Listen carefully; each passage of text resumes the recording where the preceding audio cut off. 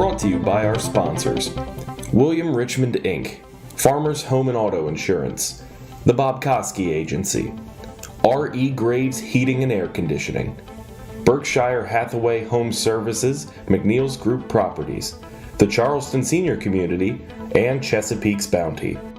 Now, here's a weather alert update from JB Weather.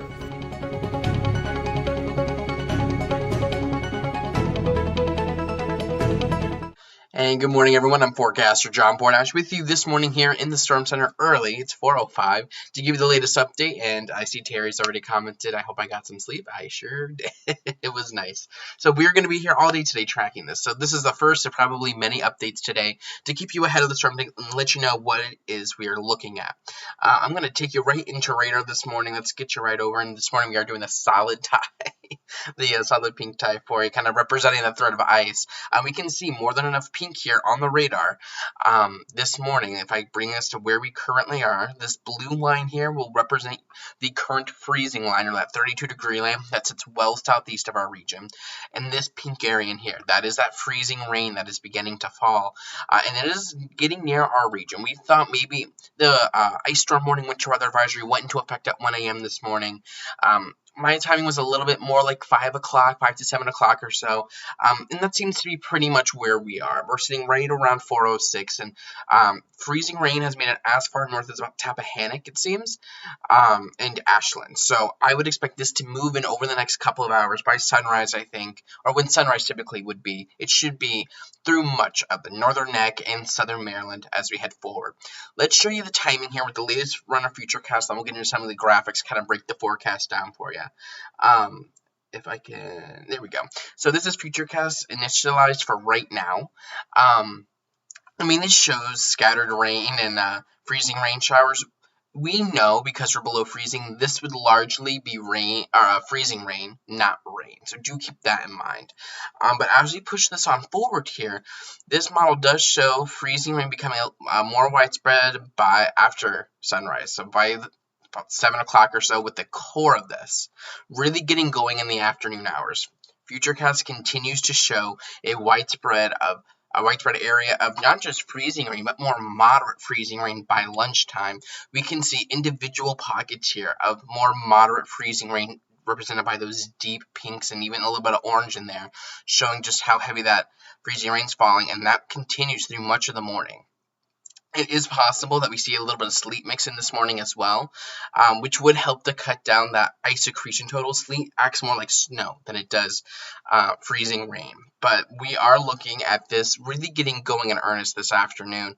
And then futurecast suggests maybe by about sunset or so, maybe we try to clear some of this up, which would be good in theory. But you see, it even keeps some freezing rain showers around across the region through about midnight or so, and it really tries to clear things up as we head towards Sunday morning. This is Sunday morning at 8 a.m. Still got some scattered freezing rain showers, nothing too organized though.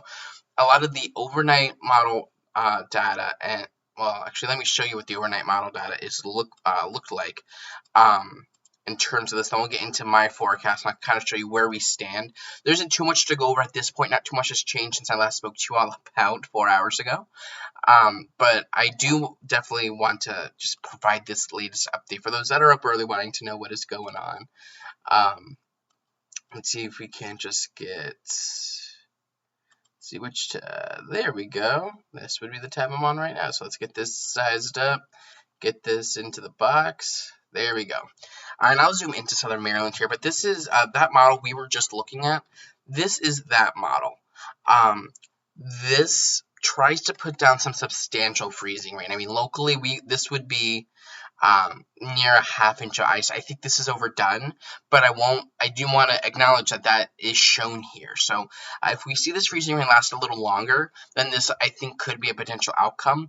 But this even tries to put some of that heavier freezing rain to the south. And again, I'm not sure if that'll be the case, but that is one model output. If we take you over here to the HRRR model, the HRRR, let's get you to that 6Z run, really capture the storm. It is not nearly as juiced, or it's not nearly as moisture laden. It has maybe a few hundredths of an inch of freezing rain, not much, but you don't have it.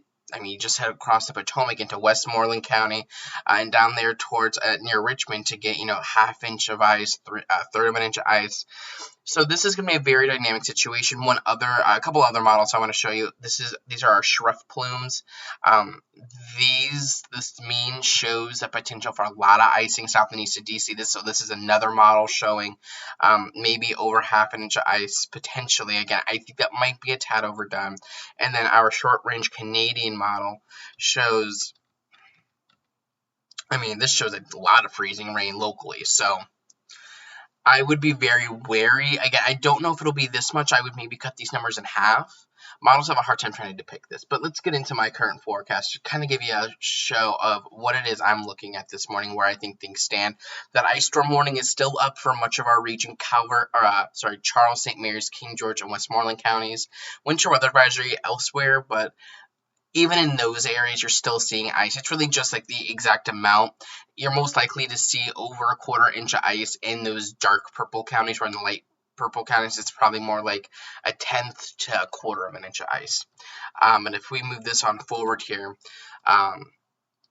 the local ice forecast look, up to a quarter inch of ice still seems very possible, especially for areas away from the water. I think that's really something I want to address here. And then roads, for those traveling. I know we have a lot of people going down to Richmond this morning for, I think it was a cheer competition, if I remember correctly. And I see Jennifer's in the comments saying that she has to go to Richmond this morning. The further south you head, you're going to have major issues. And it's been, freezing rain's been falling all overnight, since about midnight or so, down towards the Richmond area. So that area's already seen some ice accumulation down that way. So major issues as you head down 95 today, down towards Richmond, down towards the North Carolina, Virginia state line. Locally, we're going to be looking at slick spots through much of the region, in the very least. So do keep that in mind. Travel will not be advised today. Scattered power outages are definitely possible as well, especially if we see, the increased ice total. This graphic kind of gives you a nice overview of what to expect today across southern Maryland. Again, freezing rain could start as early as about 5 o'clock in our region. I think it really starts to get going probably after about when you'd be eating breakfast, so probably about 9 o'clock or so, and then probably the more moderate freezing rain tries to fall probably after lunchtime up till about dinner time. And it slowly wanes away as we head into the evening hours. Winds not too gusty today. At most, we're talking 10 to 20 mile an hour gusts. That will prevent a whole bunch of power outages, thankfully. But that is something I do want to keep in mind. We have a lot of heavy, wet snow still caked on those trees from not last night, but 2 nights ago, when we got that 2 to 5 inches of snow for southern locations. But scattered power outages will be possible this afternoon and evening, and travel difficulties are likely. So Jennifer, if you're trying to get down to Richmond, again, I would try to say leave as early as possible, but even if you leave now, you're still going to run into issues as you head south. So please be safe.